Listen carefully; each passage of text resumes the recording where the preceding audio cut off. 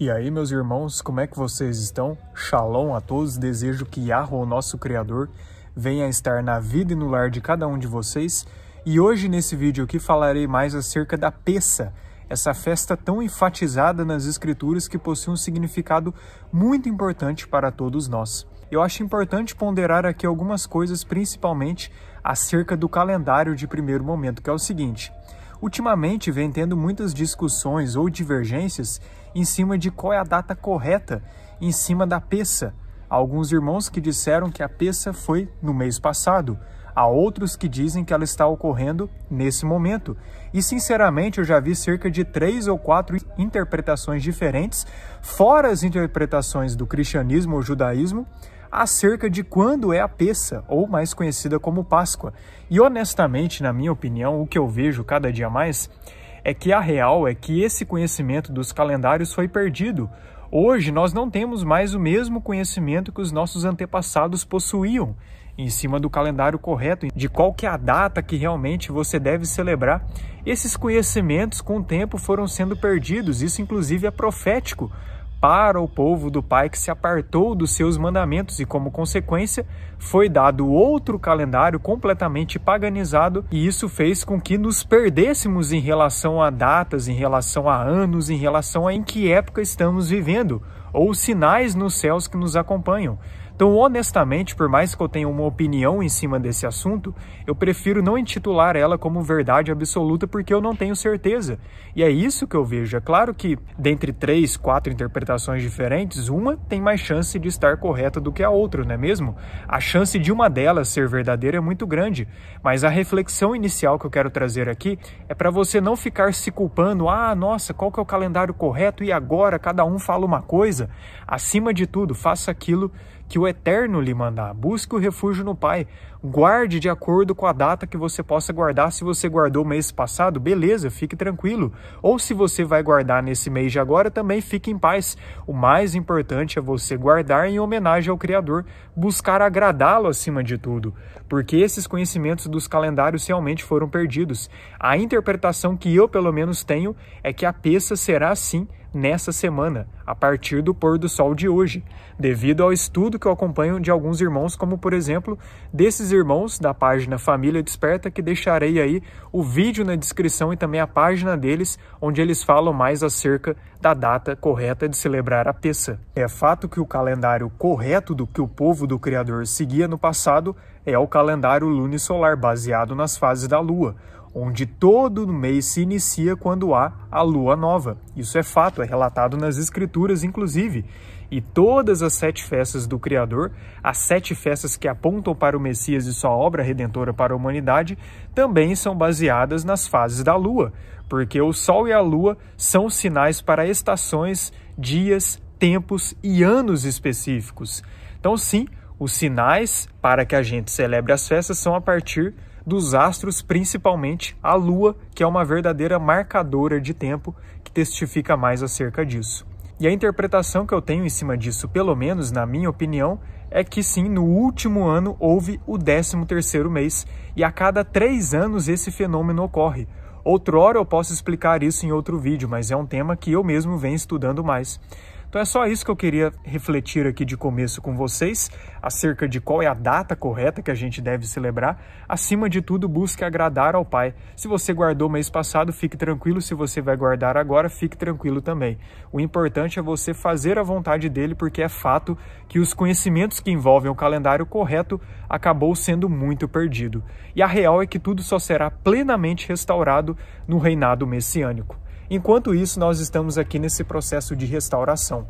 Mas falando mais acerca da Pessa, da Páscoa bíblica, da Páscoa verdadeira, é importante enfatizar e deixar muito claro que a Pessa bíblica citada nas Escrituras, o festival que o povo do Criador realmente guardava no passado, não tem nada a ver com essa Páscoa de coelhos e ovos de chocolate, que é um costume oriundo do paganismo, em homenagem à deusa Ishtar, que em outras culturas possui outros nomes, mas é a mesma Lilith que é tão citada na cultura hebraica, a mesma mãe das abominações que é responsável junto com Satanás por toda a corrupção que há nesse sistema babilônico. Então nós sabemos muito bem do que houve na Igreja Católica, do que houve com Constantino, onde ele pegou inúmeros costumes pagãos no intuito de cristianizar o paganismo, no intuito de atrair seguidores e povos pagãos.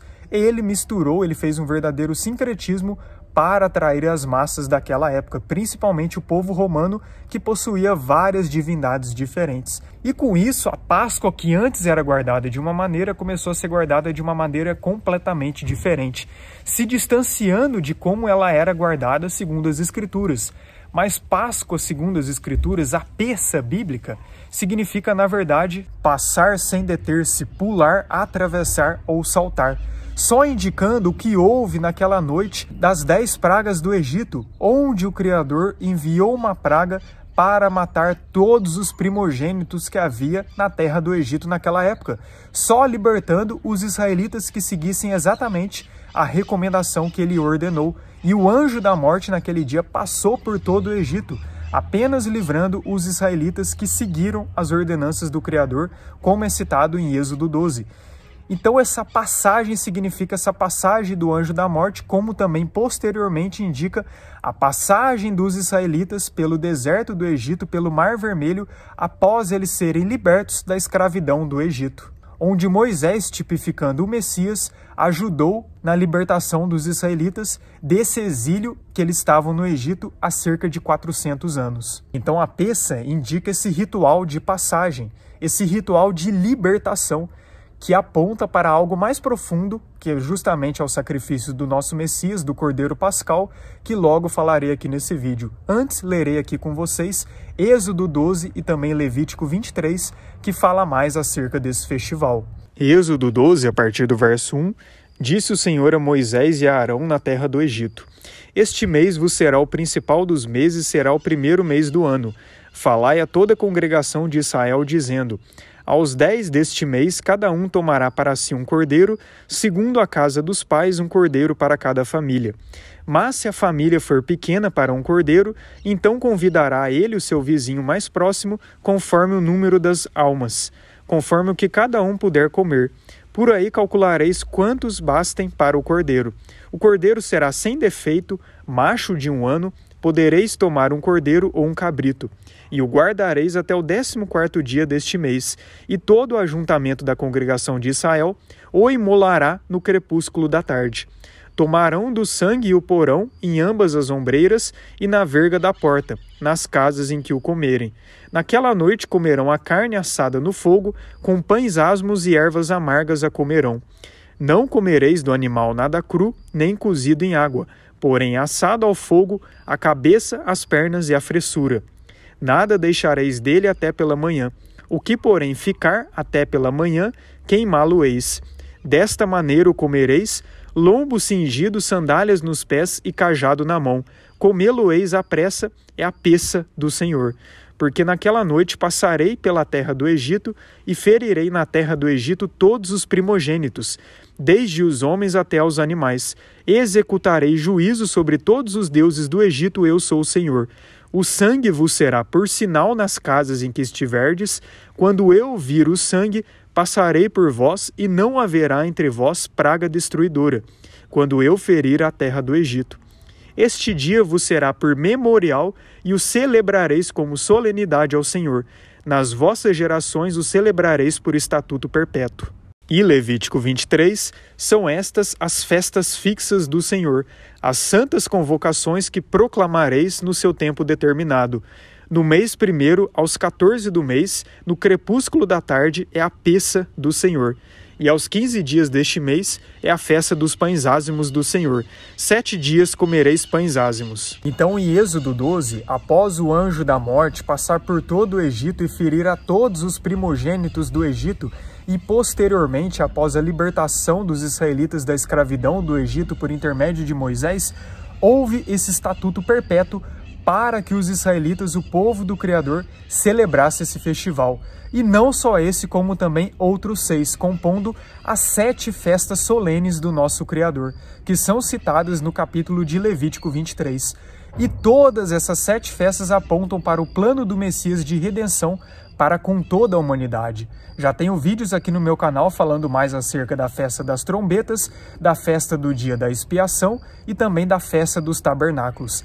E a partir de agora, nos próximos dias, falarei mais acerca das outras 4 festas que já tiveram o seu cumprimento com o Messias, pois as 3 últimas festas ainda faltam se cumprir no plano temporal, e em breve serão cumpridas através de Yeshua. E no caso da Pessa, da Páscoa, ela simboliza a abertura da Semana dos Pães Ázimos, onde o Criador determinou para o seu povo que eles celebrassem essas solenidades com pães sem fermento. Então, no início do pôr do sol, do 14º dia do primeiro mês, segundo o calendário lunisolar, que é o calendário que os israelitas seguiam, era celebrada a Pessa, a mesma celebração que o Messias celebrou juntamente aos seus discípulos. E a Pessa era celebrada com o cordeiro que era sacrificado, com os pães sem fermento, com ervas amargas e também com vinho ou uva. E todos esses elementos possuem significados bem interessantes. O cordeiro, por exemplo, nas Escrituras, no passado era utilizado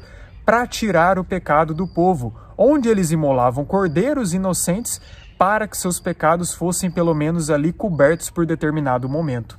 Mas no caso desse simbolismo todo por trás do cordeiro, é que essa celebração sempre apontou para o Messias e sua obra redentora, onde ele se sacrificou por todos os nossos pecados. Ele é o Cordeiro Pascal, o Cordeiro que foi imolado antes da fundação do mundo em prol do plano de redenção da humanidade. E é por meio dele que todos nós recebemos a chance de passar por esse teste aqui neste mundo. E todos aqueles que o obedecerem e forem fiéis a ele, esses serão justificados por meio do seu sangue, por meio do seu sacrifício expiatório por todos os nossos pecados, para que recebêssemos essa absolvição da culpa que antes carregávamos. Então, o simbolismo do cordeiro sempre teve toda essa significância por trás do sacrifício do Messias. Mas para que o povo do Criador tivesse consciência desse sacrifício, eles eram ordenados antes a sacrificarem cordeiros para sempre lembrarem que o sacrifício de um cordeiro estaria ligado à justificação e à absolvição do pecado.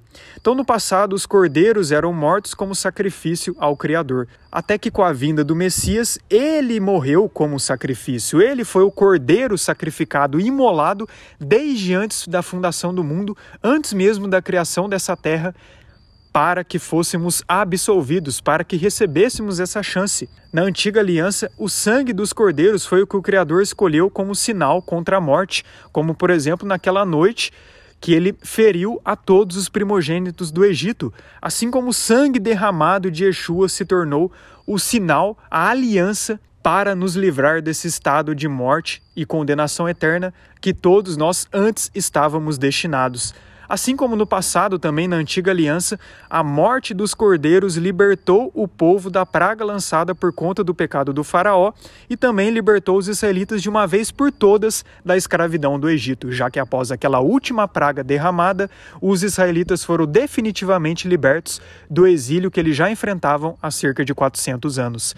Assim como após a morte de Yeshua, a humanidade é liberta por meio dele, liberta do pecado, já que ele livrou todo mundo de uma vez por todas da morte eterna. Claro, todos aqueles que nele perseverarem, confessarem o seu senhorio e permanecerem até o fim. No caso de por que a Pessa e os pães ázimos são celebrados com pães sem fermento, prefiro deixar a explicação para o próximo vídeo, onde focarei mais especificamente em cima da segunda solenidade, que é justamente os pães ázimos, ou matzá, do hebraico. Mas pães ázimos simboliza basicamente o Messias, que é o pão vivo que desceu dos céus, sem a contaminação do pecado.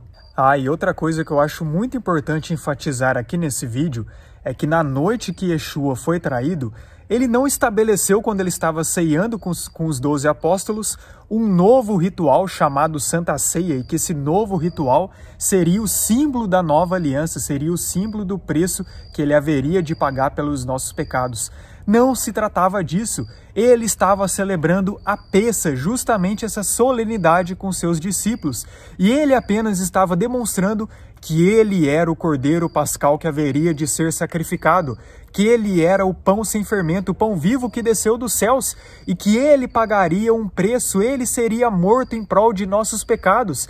Então ele estava representando, ele estava demonstrando o real significado da Pessa, que não apontava apenas para a libertação dos israelitas da escravidão do Egito, mas sim da libertação do pecado de toda a humanidade por meio dele, por meio de todos aqueles que confiarem nele, já que ele era o cordeiro que haveria de ser sacrificado. E se você tem dúvidas do que eu estou dizendo, é só ler o contexto, pois o contexto é muito claro ao enfatizar que ele estava celebrando, na verdade, a Pessa, o primeiro dia da solenidade de Pães Ázimos. O ritual Santa Ceia só foi instituído depois pela Igreja Católica, que era conhecida como Eucaristia, até os dias atuais, e posteriormente pelas igrejas protestantes recebeu esse mesmo nome. Toda vez que nas Escrituras é colocado Santa Ceia, é justamente uma epígrafe, é justamente um acréscimo de padres ou pastores que traduziram as Escrituras, pois no original não há respaldo para defender esse novo ritual, que inclusive é celebrado com pães com fermento, totalmente o contrário da forma que eles celebravam naquela época. E no próximo vídeo vocês vão entender o porquê que não se deve celebrar com pães com fermento, pois tem um simbolismo que é muito importante de a gente entender. Veja só o contexto de Mateus 26 a partir do verso 17. No primeiro dia da festa dos Pães Ázimos, vieram os discípulos a Jesus e lhe perguntaram: onde queres que te façamos os preparativos para comeres a Páscoa? E ele lhes respondeu: ide à cidade ter com certo homem e dizei-lhe: o mestre manda dizer, o meu tempo está próximo, em tua casa celebrarei a Páscoa com os meus discípulos. E eles fizeram como Jesus lhes ordenara e prepararam a Páscoa. Chegada a tarde, pôs-se ele à mesa com os 12 discípulos, e enquanto comiam, declarou Jesus: em verdade vos digo que um dentre vós me trairá. E eles, muitíssimo contristados, começaram um por um a perguntar-lhe: porventura sou eu, Senhor? E ele respondeu: o que mete comigo a mão no prato, esse me trairá. O Filho do Homem vai, como está escrito a seu respeito, mas ai daquele por intermédio de quem o Filho do Homem está sendo traído, melhor lhe fora não haver nascido. Então Judas, que o traía, perguntou: acaso sou eu, mestre? Respondeu-lhe Jesus: tu o disseste.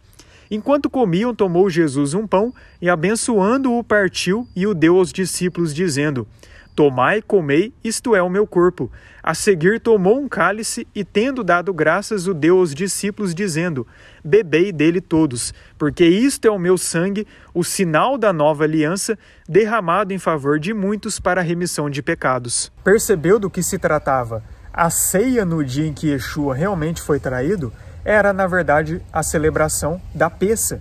E ele estava enfatizando que ele era o pleno cumprimento dessa solenidade. E como o povo do Criador haveria de celebrar tal solenidade após o seu preço pago. Em nenhum momento ali no contexto ele estava instituindo um novo ritual chamado Santa Ceia.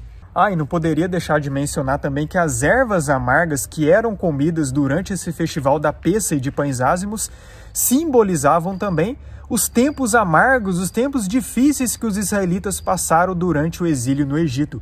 E também para todo o povo do Criador, para toda a humanidade, aponta para as tribulações, angústias e aflições que todos nós haveremos de passar neste mundo caído aqui.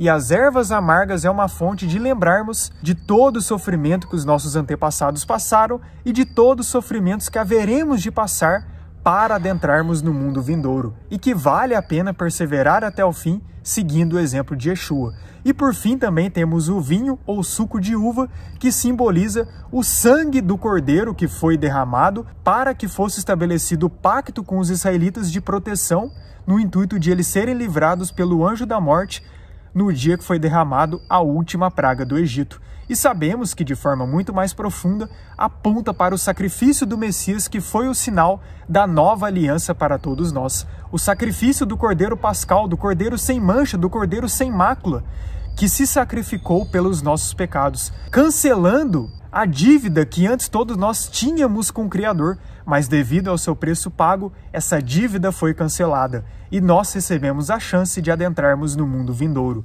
através dele, através da fidelidade nele, sendo ele o nosso Redentor. E sangue nas Escrituras tem todo esse significado de aliança, de pacto, de doação de energia vital. Também tem um vídeo aqui no meu canal onde eu falo mais acerca disso, para quem se interessar. Então, para encerrar esse vídeo, algumas pessoas podem se perguntar: então como que eu posso celebrar a Pêssah nos dias atuais? Entendendo que hoje nós estamos dispersos entre outros povos e que não é mais da mesma forma que era naquela época, porque naquela época era com sacrifício de animais, mas devido ao preço pago do Messias, devido ao sacrifício dele, hoje não é mais necessário sacrifício de animais, não é mais necessário sacrifício de cordeiros, porque ele, o cordeiro vivo, foi sacrificado pelos nossos pecados. E ele mesmo, na ceia que ele teve com os discípulos, ele usou como sinal da nova aliança o pão sem fermento e o cálice. Em nenhum momento ele citou o cordeiro. Por quê? Porque ele estava enfatizando que ele era o cordeiro que haveria de ser sacrificado. E após o que ele fez, não seria mais necessário o derramamento de sangue inocente de animais, porque ele já teve o seu sangue inocente derramado por todos os nossos pecados. Então a forma que você pode celebrar esse festival é justamente com pães sem fermento, que falarei com mais detalhes no próximo vídeo, com ervas amargas, se você quiser, e também com vinho ou suco de uva, além também de alimentos que não possuem fermento, porque o fermento possui uma ligação com o pecado. E uma forma simbólica de você demonstrar que você está se abstendo do pecado é você celebrar tal solenidade com pães sem fermento, entendendo que o Messias ele é o pão vivo que desceu dos céus para nos resgatar. E assim, você não precisa ficar colocando um fardo pesado sobre você, celebre do jeito mais simples possível, faça um memorial. É fato que tais estatutos são perpétuos, porque na eternidade, na glória vindoura, haverá a celebração dessas 7 solenidades, dessas 7 festas que o Criador ordenou para o seu povo, porque elas apontam para marcos atemporais que o Messias realizou. E dessas 7 solenidades, 4 delas já se concretizaram no plano temporal, faltando apenas 3 para se concretizar. Mas no plano atemporal, todas elas foram realizadas por Yeshua. É por isso que tais celebrações são perpétuas. Mas como somos aqui dispersos entre outros povos atualmente, e estamos em tempos de restauração, como eu falei, não temos mais o conhecimento do calendário correto, da astronomia como antes os nossos antepassados possuíam, você não precisa ficar se cobrando de celebrar exatamente como eles celebravam. Faça um memorial com a sua família, dedique esse dia ao Criador, busque orar mais, busque se santificar mais e, se possível, celebrar com pães sem fermento. Tem receitas muito simples na internet que demonstram como que a gente faz esses pães sem fermento. Mas só para deixar claro que muito mais importante do que você celebrar com pães sem fermento é você retirar o fermento da sua alma, da sua vida. Esse fermento sendo o pecado, é muito mais importante você se abster do pecado, você abandonar todos os pecados que o Criador abomina em prol de agradá-lo. Certamente essa é a maior celebração, essa é a maior adoração que você pode fazer para o nosso Criador. E essa solenidade seria apenas uma consequência dessa consagração e dessa busca que você tem. Porque de nada adianta você querer fazer uma celebração para Ele se você está vivendo no pecado e você não quer tirar esse fermento da sua vida.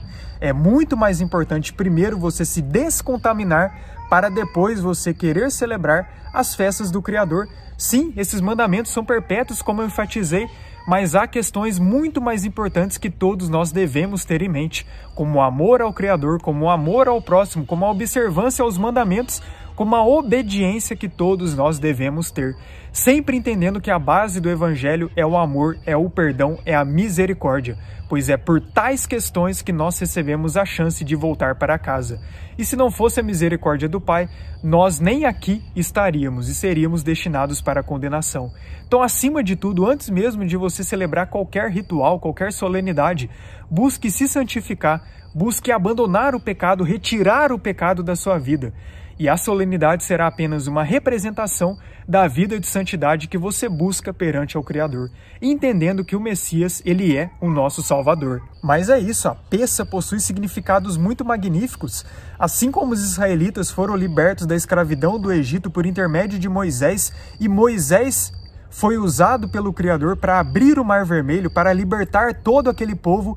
Yeshua, ele é aquele que nos liberta da escravidão, do pecado deste mundo, desse exílio que atualmente estamos inseridos. E em breve, na sua segunda vinda, ele abrirá literalmente o firmamento, as águas primordiais, e levará consigo todos aqueles que forem remidos pelo seu preço pago. Então a peça possui todos esses significados, todos esses paralelos muito magníficos, e que você tenha sempre esses princípios em mente, tenha sempre esses significados em mente, pois isso no fim é o que mais importa. Desejo que acima de tudo você busque agradar ao Criador, fazendo do seu corpo o verdadeiro templo do Criador, sacrifício agradável a Ele, buscando se abster do pecado, buscando a santidade e a obediência, que eu tenho certeza que é a melhor forma de você agradá-lo e de você fazer parte dessa aliança que é eterna. É isso, shalom a todos, aguarde que logo falarei no meu canal acerca de outras solenidades e que o Eterno os abençoe.